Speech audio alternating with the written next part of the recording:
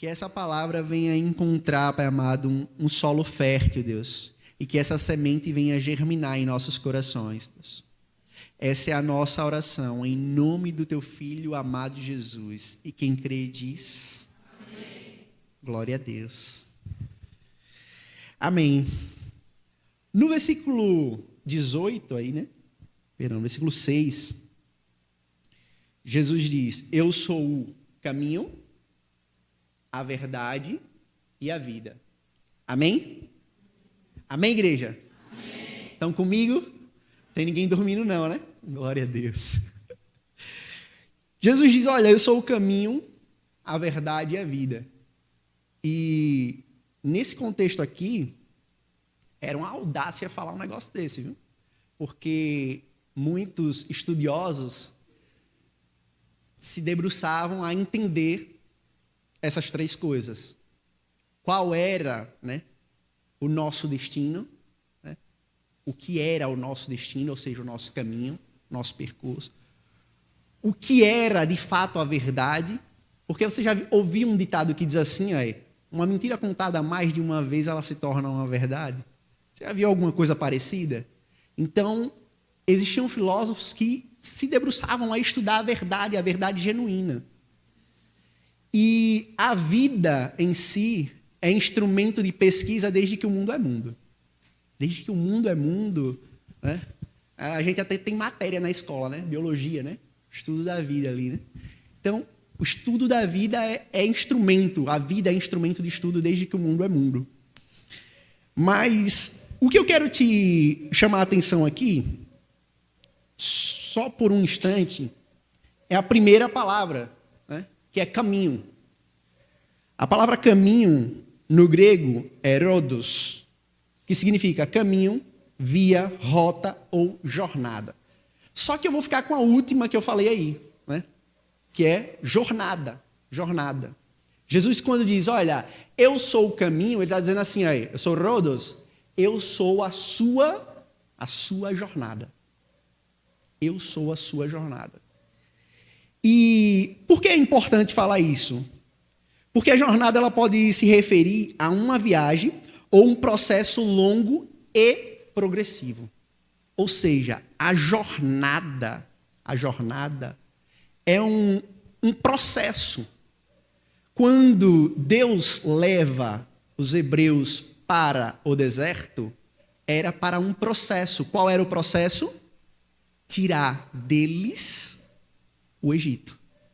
O objetivo de Deus colocar os hebreus no deserto não era tirar eles do Egito, mas sim tirar o Egito de dentro deles.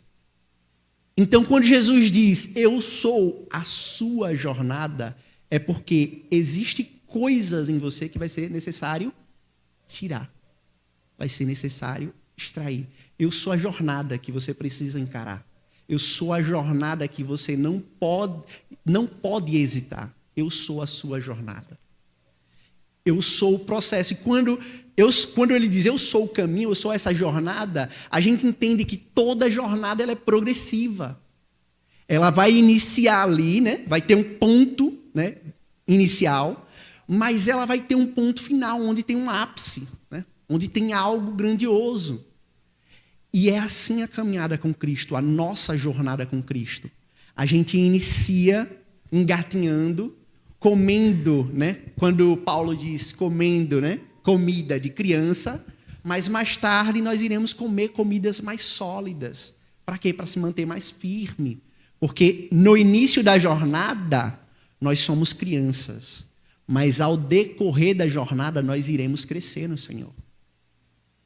Nós não devemos nos conformar com aquela água que permanece nos artelhos. A gente não pode entrar, né, numa vida com Cristo e encarar a jornada como só o levantar as nossas mãos.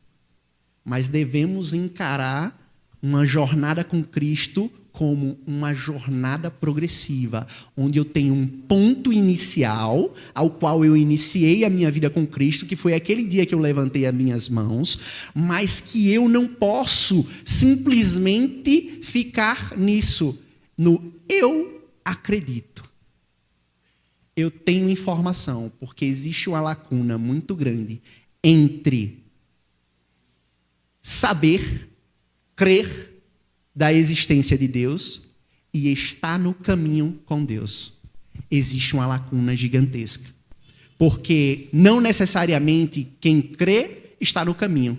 Quer ver uma prova disso? Pegue 10 pessoas aí fora que acabaram de sair de um bar, que acabaram de sair de uma rave, que acabaram de sair de os lugares mais absurdos que sua mente possa trabalhar. Pergunte a ela se ela não crê em Cristo Jesus. Pergunte a ela se ela não crê em Deus. E ela vai dizer, eu creio, eu acredito. Mas existe uma diferença entre crer em Cristo e estar no caminho, em uma jornada com Cristo. A jornada com Cristo tem um ponto inicial e nós precisamos entender que ela é progressiva. Eu não simplesmente fico no creio, porque o creio é ter informação. Ter informação, muitos tiveram informação de Jesus. E aqueles que tiveram muita informação dele, teve tanto medo que o crucificaram. Tiveram tanto medo de Jesus, do que ele poderia fazer, que o crucificaram.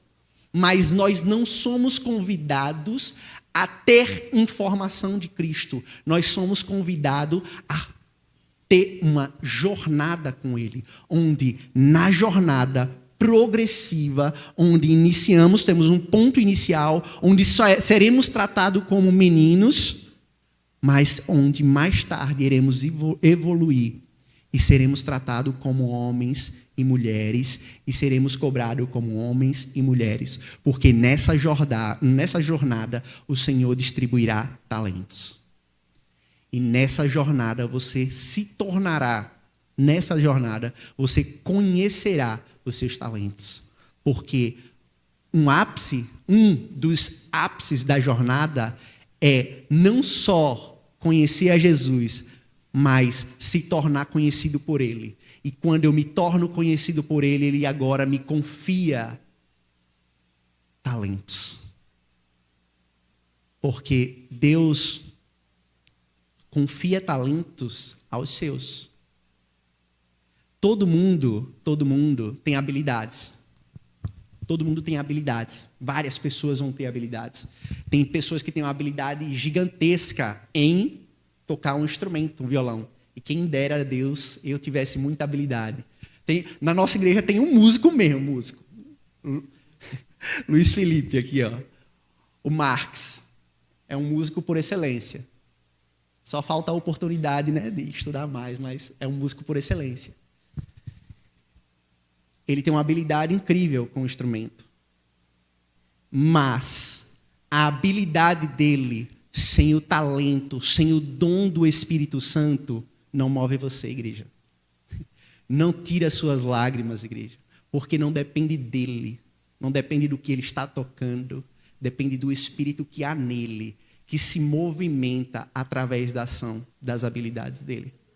É dom, é talento. Isso é aquilo que Deus nos confiou. E isso nós conseguimos na jornada.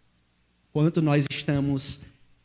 nós entendemos que Jesus é o caminho, e quando ele afirma que ele é o caminho, ele está nos convidando a uma jornada com ele, aí agora nós destravamos, nós entendemos, Jesus me convidou para uma jornada. Toda jornada tem um ponto inicial, e toda jornada também tem um ponto final. Mas enquanto no caminho, eu terei, né, nesse caminho, coisas a aprender, coisas que irão me fortalecer, coisas que me elevarão a um patamar mais alto, coisas também que farão com que ele tenha mais do que o que me cobrar. Então, essa é a primeira palavra que eu queria que a gente trouxesse e fixasse aí na mente. Segunda palavra, né, que é verdade. Aletheia. Não é Alexia não, viu, gente? Aletheia. Aletheia.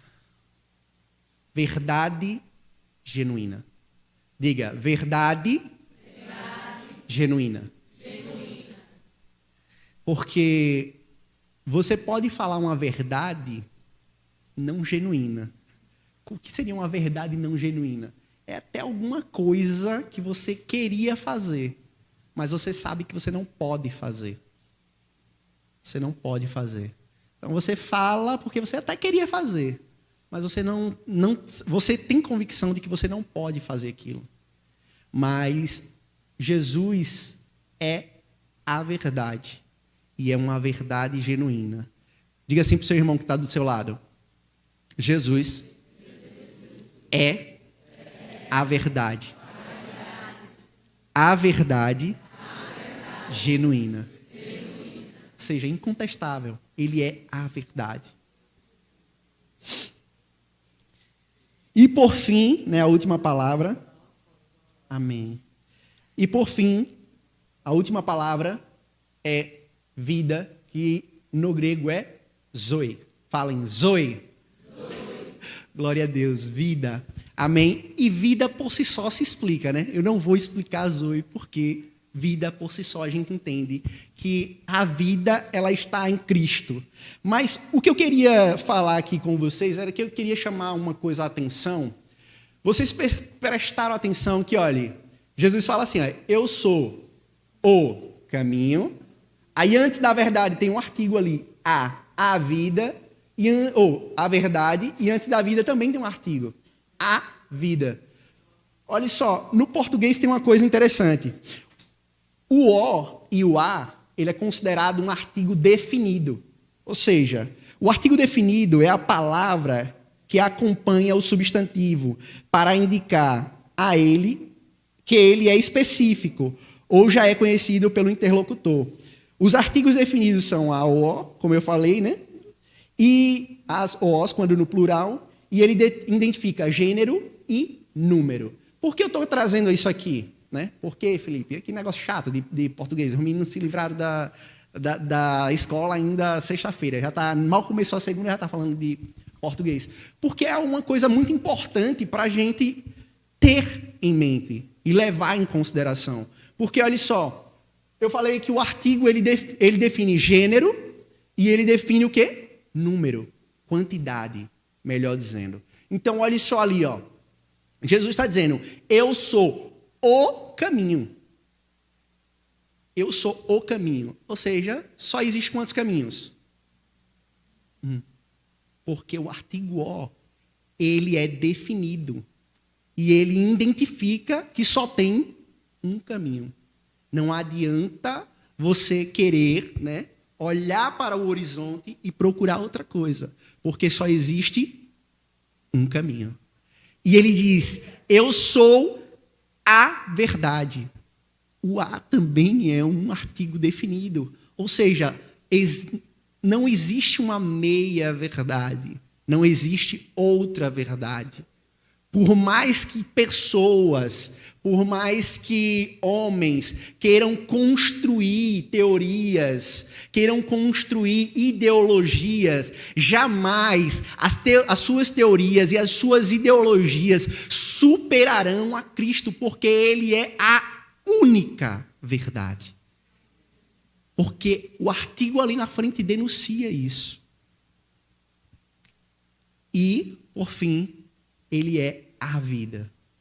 Algo que até hoje cientistas do mundo inteiro não conseguem explicar. Estado de morte. Por quê? O que é o estado de morte? A igreja sabe, em sua essência, que o estado de morte é quando o espírito sai da casa, né? Quando ela sai da casa, aquele corpo não tem mais utilidade alguma. Então ele vai voltar ao pó. Ele vai voltar àquilo que pertence a ele. E o espírito vai voltar a Deus. Mas a ciência, com a sua neurose, né, de explicar tudo minuciosamente, ela ainda não consegue identificar o que é o estado de morte. Como é que se chega? Mas Jesus disse, olha, vocês, em outro contexto, quando ele chega a Lázaro, né, as pessoas vão dizer, você acha que quando ele chega até a menina, né, ele chega e ele fala para o pai dela dizendo, olha, não temas, sua filha só dorme. A pessoa diz para ele, né, se dirige a Jesus e diz, você acha que a gente não conhece o morto? Você acha que a gente não conhece a morte? E aí ele diz, olha, vocês conhecem a morte, porém eu conheço a vida. Por quê? Porque ele é a vida. Jesus é a vida, ele afirmou isso. Eu sou a vida. Então eu queria tirar 3 lições importantes para nós desse texto. E eu queria direcionar em especial aos pais aqui presentes, né? E a primeira lição que a gente queria tirar desse texto é: pai, esteja alinhado com o caminho, de tal forma que seu filho não saiba distinguir o que é o caminho e o que é você. Esteja alinhado com este caminho. Esteja alinhado com o caminho. De tal forma que o seu filho não consiga assim dizer, esse é o caminho e esse é meu pai. Não. Meu pai está tão no caminho porque meu pai e o caminho é um só. Já não tem mais distinção de o que é meu pai e do que é o caminho. Essa é a primeira lição que eu queria trazê-los aqui. E vamos abrir as nossas Bíblias em Provérbios 22, 6. Porque às vezes pode parecer estranho, né? Dizer, seja tão, né, alinhado com o caminho que não exista distinção entre você e o caminho. Quem foi que afirmou que é o caminho? Meu Deus, eu vou dar outra oportunidade a vocês. Hoje parece que a comida não bateu ainda não. Quem afirmou seu caminho? Jesus. Glória a Deus. Amém. Igreja, não durma não, viu? Senão eu jogo um copo d'água daqui para aí, viu? Glória a Deus, igreja. Então, Provérbios 22, 6 diz assim, ensina a criança no caminho em que deve andar, e ainda quando for velho, não se desviará. Ensine a criança no caminho. Ensine a criança aonde? No Velho Testamento, nós somos convidados a ensinar estando no caminho. Estando no caminho. Olha, esteja você no caminho, e quando você estiver no caminho, diga a seu filho, olha filho, é por aqui que você deve andar, é aqui que você deve pisar, isso aqui você pode fazer, isso aqui você não pode fazer. É um convite. Ensine aos seus filhos o caminho, no caminho, né, em que devem andar. Quando eles forem velhos, quando eles atingirem, né, uma certa maturidade, eles vão entender que ele precisa permanecer naquele caminho. Que aquele caminho é o caminho da verdade. Isso no Velho Testamento. Mas na Nova Aliança, né, nós somos convidados a ser o caminho. Por quê, Felipe? Vamos lá. Colossenses 1, 18 ou 20. Nós somos convidados a ser um com o caminho. Amém? Colossenses 1, 18, vamos ler até o 20, diz assim: Ele é a cabeça do corpo, que é a igreja. É o princípio e o primogênito dentre os mortos, para que em tudo tenha a supremacia, pois foi do agrado de Deus que nele habitasse toda a plenitude, e por meio dele reconciliasse consigo todas as coisas, tanto as que estão na terra quanto as que estão nos céus, estabelecendo a paz por meio do seu sangue derramado na cruz. Amém? Jesus é o quê? Jesus é o quê da igreja? Está lá. Jesus é o quê no versículo 18? Jesus é o... Meu Deus, não dorme não, igreja. Jesus é o cabeça da igreja. E nós, quanto igreja, somos o quê? O corpo. Cada um aqui, é membro desse corpo, que é a igreja. Cada um aqui é membro desse corpo. Se Jesus afirma que ele é o caminho, a verdade e a vida, quem é que tem que demonstrar ser o caminho, a verdade e a vida de Cristo? Quem é que deve mostrar, transparecer isso? Somos nós. No Antigo Testamento, a Bíblia, Deus nos convida ali a mostrar os nossos filhos no caminho. Enquanto nós estamos no caminho, né? Nós ali no caminho, nós sejamos essa luz que dá ao filho ali instruções. Mas na nova aliança, Deus nos convida a ser esse caminho. Deus nos convida, e isso Paulo vai deixar claro, né? Olha, sejam imitadores de mim como eu sou de Cristo. Por que Paulo faz esse convite? Olha só, tudo aquilo que é bom em mim, né? Entenda que vem de Cristo. Não é que Paulo não entendeu que ele não tinha defeito. Paulo sabia que ele tinha defeito. Mas ele diz, olha, se há alguma coisa boa em mim, imite. Se há alguma coisa virtuosa, imite.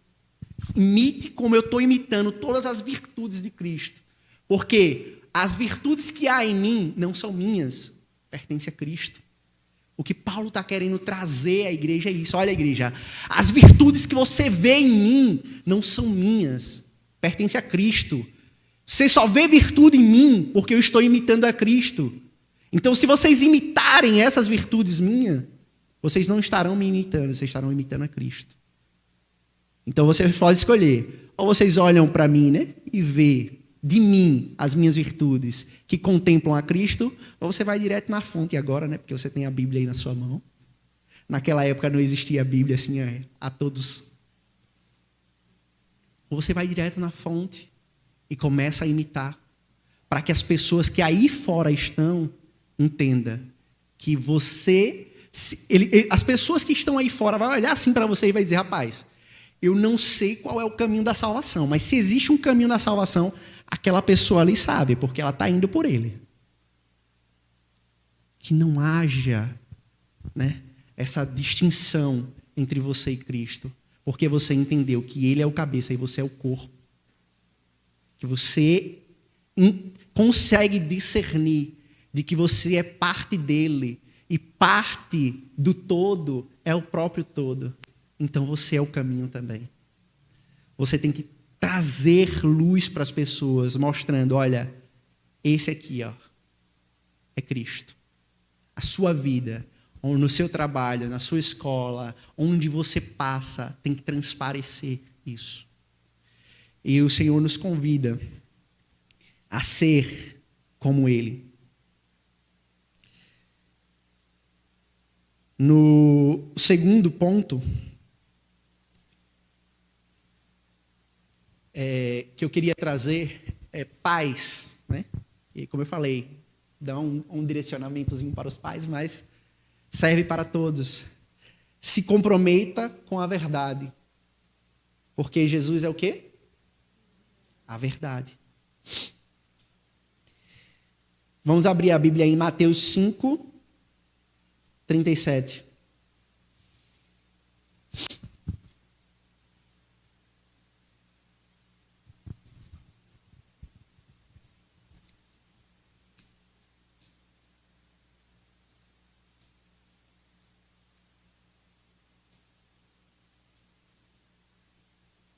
Amém? E diz assim, quando disserem sim, que seja realmente sim. Quando disserem não, que seja realmente não. No que passa disso, vem do maligno. A gente, às vezes, tem a tendência de falar ao filho que vai fazer algo, né? E aqui quem é filho vai lembrar uma vez que sua mãe ou seu pai disse, não, eu vou fazer, e nunca fez. Nunca fez. E isso é de procedência maligna, igreja. Olha, não é à toa que aqui os adolescentes já abriram o sorriso de uma orelha a orelha aqui. Lembraram do que foi aí já. Mas nós não podemos fazer isso enquanto pai, enquanto mãe. Porque o Senhor Jesus, aí é o próprio Jesus falando, diz que nosso sim tem que ser sim. E o nosso não tem que ser não. Porque o que passa disso é de procedência maligna. E o nosso sim é verdade, e está alinhado com a verdade. E o nosso não também precisa estar alinhado com a verdade. Porque o pai que diz sim sempre para o filho o estraga. A mãe que diz sim também para o seu filho sempre o estraga. O nosso não ao nosso filho está alinhado com a verdade. Está alinhado com a verdade. E precisa caminhar assim, alinhado com a verdade. Imagina agora você que sempre promete, né, se compromete com o seu filho, e sempre você dá um vacilo com o seu filho. Sabe o que é que você está fazendo? E aqui uma ênfase muito forte no pai. Sabe quando você diz ao seu filho, olha, eu vou fazer, e no final das contas você não faz, você está matando dentro do seu filho a figura paterna, a ideia de um Deus que provê, um Deus que honra a sua palavra, porque na Bíblia Deus é associado à figura paterna. Então, quando você toda vez se compromete com seu filho e o desonra, antes de desonrar o seu filho, você desonrou ao próprio Deus. Antes de desonrar a sua criança, ao seu filho, que Deus te confiou, antes de desonrá-lo, você desonrou ao próprio Deus. Porque você mata dentro dele, no inconsciente dele, ele vai ter, meu pai não cumpre com a palavra dele. E aí quando ele vai lá na Bíblia e medita na Bíblia, dizendo que Deus é um pai provedor, que cuida dos seus filhos, ele não vai ter conexão com aquilo, porque a figura paterna dele que ele teve na terra estava deficiente. Então, pais, nós precisamos ser pai como é o nosso Deus. O nosso Deus nunca não vai nos dar sim sempre. Ele vai dizer não. E o não de Deus às vezes dói. Porque a gente queria tanto, né? A gente tem uma criança birrenta lá que sai batendo o pé depois que Deus diz não. Mas a gente precisa entender que o não é para educar. O não é para fortalecer. O não é para trazer maturidade. E às vezes você diz sim para seu filho só para ter a oportunidade de ter ele parando de te encher o saco, de te enjoar, de estar buzinando no seu ouvido. Ao invés de você sentar com ele e explicar o porquê o seu não permanece sendo não. E o porquê o seu sim permanece sendo sim até o final. E que isso não impede de forma nenhuma de mais tarde você se arrepender do seu não e dizer um sim. Porque olha só, o Senhor não tinha dito que ia destruir Nínive, mas ele não se compadeceu em um outro determinado momento, e aquilo que Nínive tinha como certeza de destruição não virou obra de redenção? Não virou obra de salvação para aquela nação? E isso mostra, quando você diz, olha, não, né? E aí sua criança vai lá tentar lhe enjoar, e aí você vai dizer, olha, filho, senta aqui. Não, por isso, por isso, por isso e por isso. Talvez ele nem entenda na hora. Mas ele vai ter a certeza de que, olha, o não do meu pai sempre foi não. E mesmo quando eu não entendia, ele se dedicava a me dizer o porquê não. A me instruir, a me ensinar, a me tornar conhecedor do não. Porque é assim que é Deus. Quando ele nos diz não, ele também nos torna conhecedor do não dele. Ele nos explica por que o não. Muitas das vezes nós não queremos buscar nele o porquê do não. Nós simplesmente acreditamos que o céu ficou de bronze e ele não quer simplesmente ouvir a nossa oração. Mas o Senhor não se cansa de falar. Amém, igreja? Amém. Glória a Deus. Honre a palavra que você liberar sobre o seu filho. O não de Deus é necessário e traz grandes ensinamentos. Então, o seu não também trará grandes ensinamentos ao seu filho. Terceiro ensinamento: lembre a seus filhos que não há vida sem Cristo. Essa é uma missão do pai.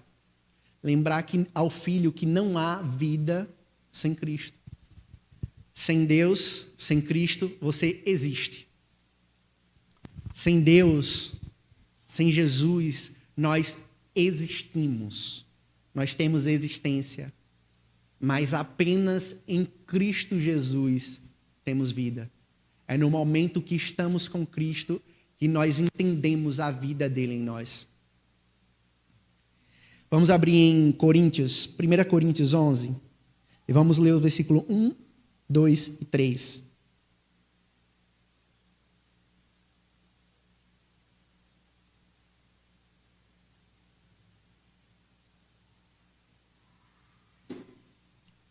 Vamos ler aquele textozinho lá.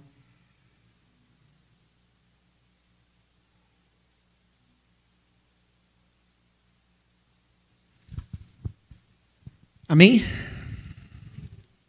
Paulo diz assim, olha: sejam meus imitadores, como também sou imitador de Cristo. Eu elogio vocês por se lembrarem de mim em tudo e por se apegarem às tradições exatamente como eu as transmiti a vocês. Quero, porém, que entendam que a cabeça de todo homem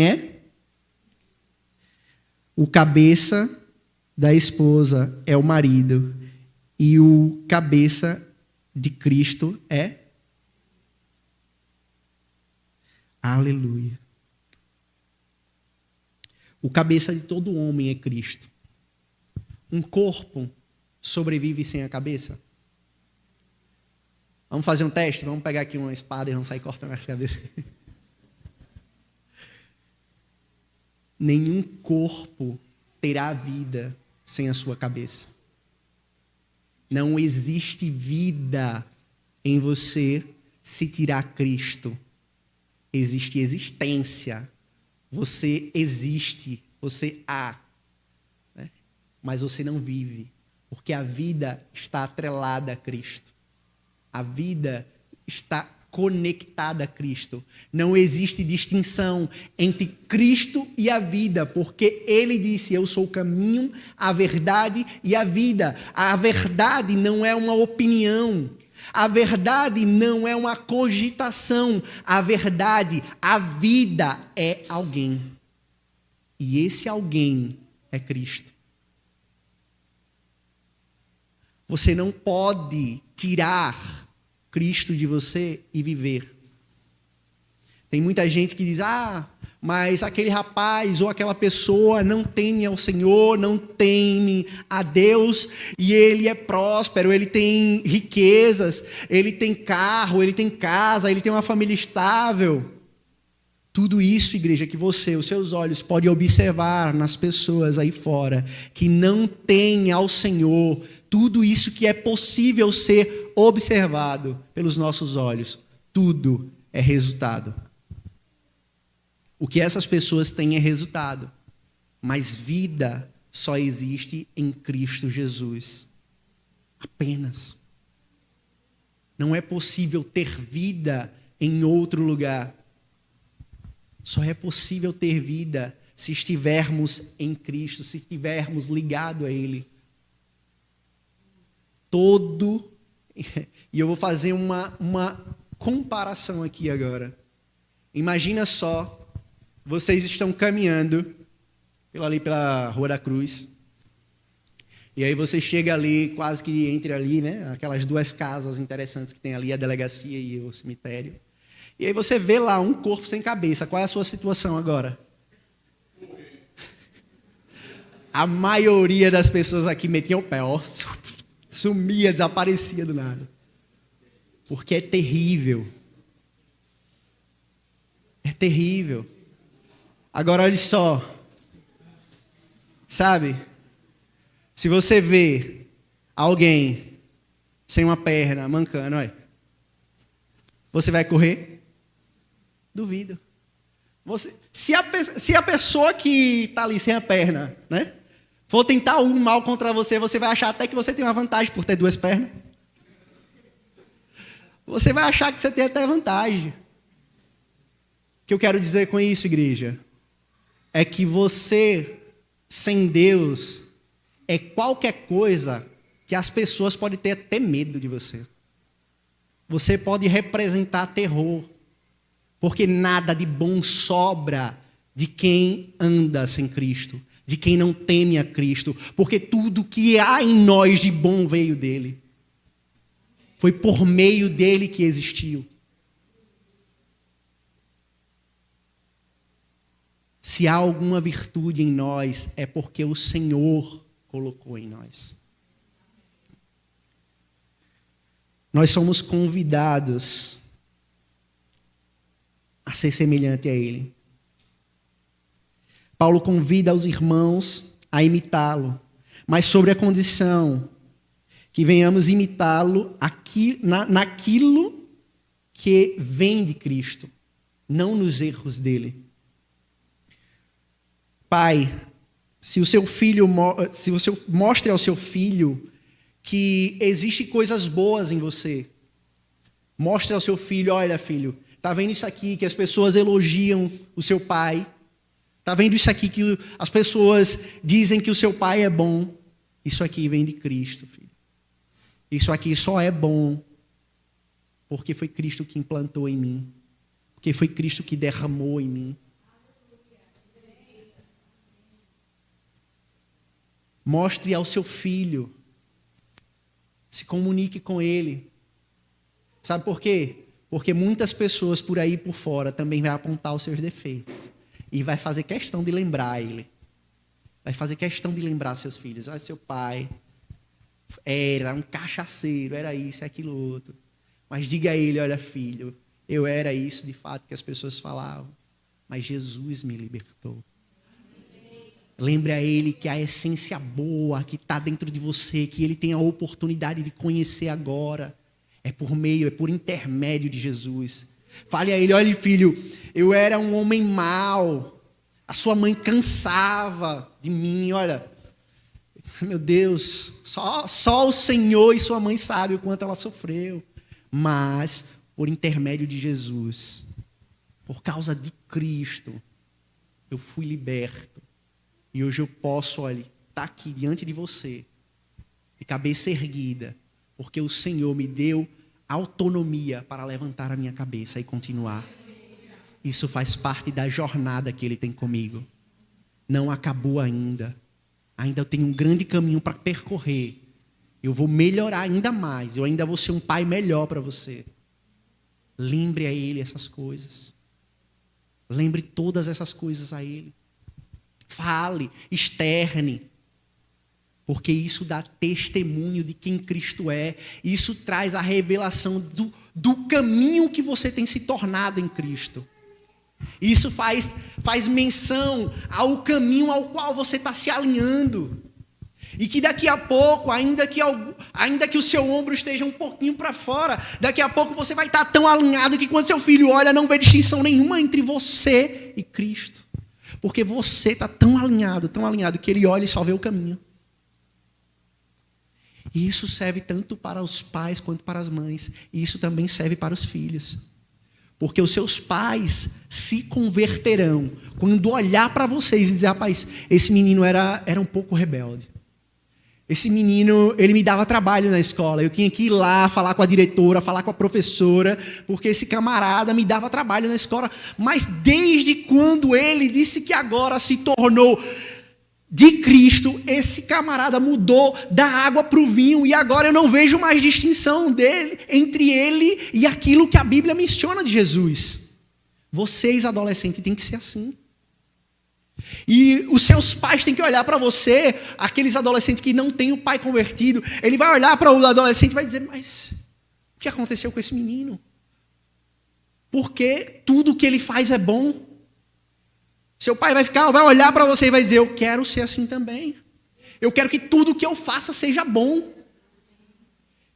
E ele vai olhar para você, ó, adolescente, ó, jovens aqui que não têm os pais convertidos, ele vai olhar também para você e vai dizer, não há distinção entre o caminho dos céus e esse menino. Esse menino, ele e o caminho é um só. Porque não é assim? Cristo não é o cabeça e nós não somos o corpo? Há como separar, porventura, o corpo do cabeça? Somos um. Não há distinção. Não podemos fazer distinção. Nós temos que ser um com Cristo. Nós precisamos ser um com os nossos irmãos. Nós não podemos nos desvencilhar, se afastar, ser uma mistura heterogênea, cheia de fase. Nós temos que ser uma mistura homogênea, a qual não há distinção. Quando a pessoa olhar para a igreja, vai dizer, meu Deus, o céu desceu e a gente não soube. Porque não há distinção entre essas pessoas e o caminho dos céus. E é assim que tem que ser. Glória a Deus.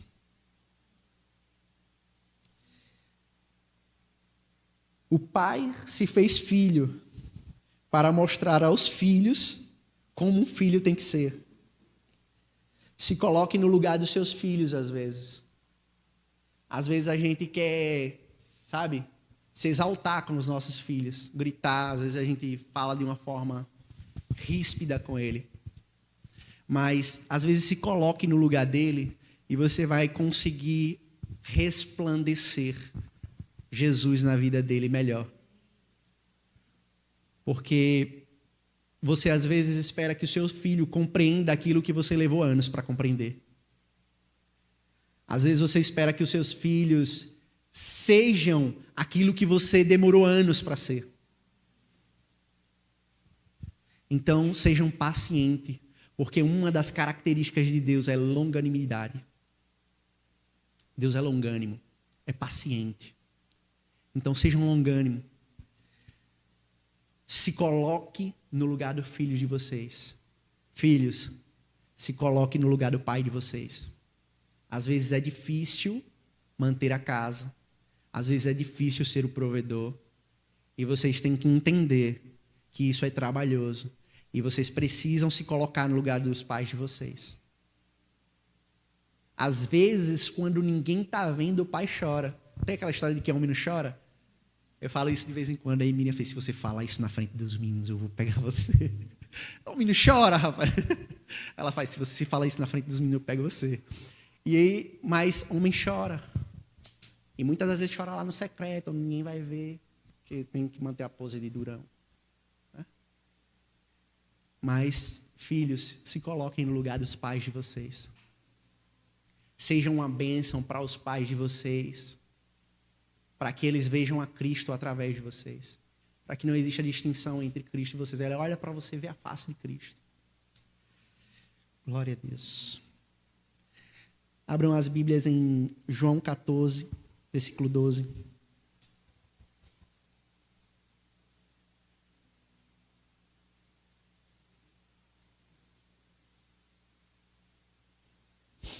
Amém? João 14, versículo 12. Vamos ler o 12 e o 13. Diz assim: em verdade lhes digo, que aquele que crê em mim fará também as obras que faço, fará coisas ainda maiores do que esta, porque eu vou para o Pai, e farei o que vocês pedirem em meu nome, para que o Pai seja glorificado no Filho. Sabe, uma lição muito importante que a gente tem que entender aqui. Quando foi que o Pai foi glorificado? Por nós. Por nós, gentios. Pela perfeita obra que Ele executou na cruz. Pai, sabe quando é que seu filho... Sabe quando é que seu filho vai glorificar o seu nome? Sabe quando é que o filho vai glorificar o seu nome? Não é quando ele estudar, se formar e tiver uma casa, tiver um carro, um emprego estável. Não é quando isso acontecer.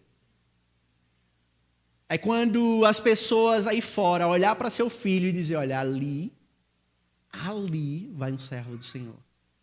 ali vai uma serva do Senhor. Filhos, sabe quando é que vocês glorificarão aos seus pais? Quando as pessoas olharem para vocês e disserem, olha, aquele ali é um servo do Senhor. Aquele tem compromisso com a verdade. Ele e a verdade andam juntos. Sabe por quê? A verdade não é uma opinião, a verdade é alguém, a verdade é Cristo Jesus. E vocês têm que entender que se vocês praticam a mentira, vocês não andam com Cristo. Então sejam verdadeiros com seus pais. Sabe, pai, quando você vai saber que você venceu na vida, pai, eu venci porque eu consegui colocar os meus filhos em um bom lugar. É quando você olhar para os seus filhos e ver assim, aí não há diferença entre meu filho e Cristo. Ele ama Cristo. Ele tem prazer em estar em Cristo. Ele tem prazer em caminhar com Cristo. Aí você sabe, eu tive sucesso. Eu não falhei quanto pai, eu não falhei quanto mãe. Não é quando seu filho tiver um carro na garagem, não é quando seu filho tiver uma casa, não é quando seu filho tiver uma faculdade, não é quando nada disso acontecer. É quando você olhar para o seu filho e ver assim, meu filho queima, o coração do meu filho queima pelo Espírito Santo de Deus. O coração do meu filho queima, não é porque eu sirvo a Deus que ele vai para a igreja, é porque ele tem prazer em estar na comunhão dos santos, porque ele tem prazer de orar, de falar com o Senhor, ele tem prazer de ler, de se debruçar diante da palavra do Senhor. Aí você alcançou o sucesso quanto pai, aí você alcançou o sucesso quanto mãe. Aí você alcançou o sucesso quanto filho.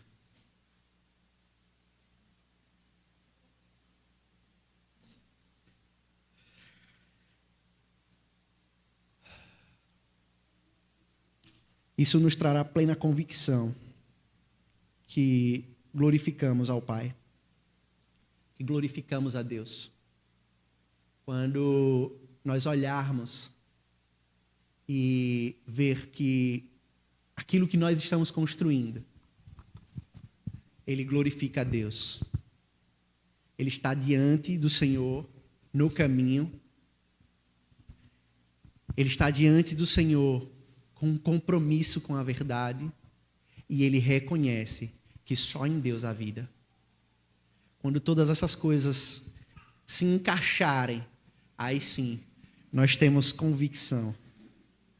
Nós temos convicção de que estamos no caminho certo.